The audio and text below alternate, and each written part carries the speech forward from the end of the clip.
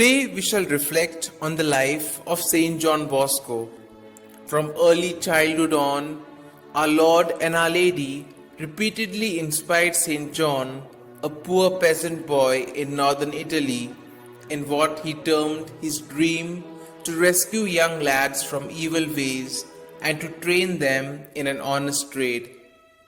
So as a boy in rural Piedmont and after his ordination in the city of Turin, he set out deliberately to cultivate every means for gaining their confidence and friendship. Juggling, sleight of hand tricks, tightrope walking, playing the violin, singing, telling stories, getting up theatricals, games and excursions. These he would begin and end with a simple catechism instruction, the recitation of the rosary, or an explanation of the day's gospel. The difficulties which he encountered in trying to find even a shed where his boys could meet on Sundays in winter can well be imagined when one considers that by 1845 his noisy youngsters already numbered over 800. As John's work became better known and supported by cooperators, he was able to establish regular night schools and put everything on a permanent basis by founding his Salesian Institute in Turin and placing it under the protection of Mary, Help of Christians, and St. Francis de Sales.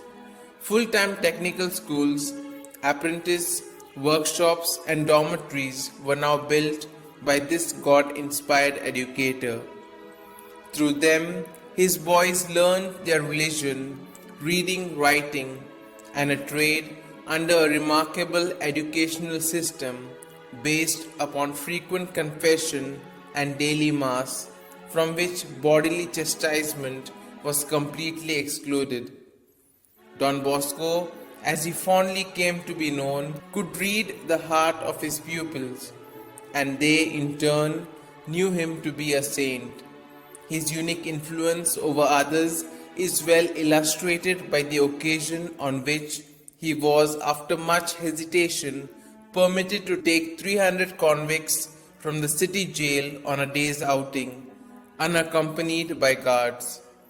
In order to extend his beneficent work also to young girls, the saint, in collaboration with Saint Mary Mazzarello, founded the Daughters of Mary, Help of Christians, in the year 1872. The Salesians grew so rapidly in number and fervor that at the founder's death on the 31st of January 1888, there were already 200 houses, and these had fostered 2,500 priestly vocations.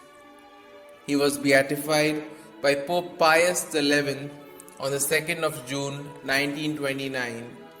Don Bosco was canonized by the same Pope in April 1934.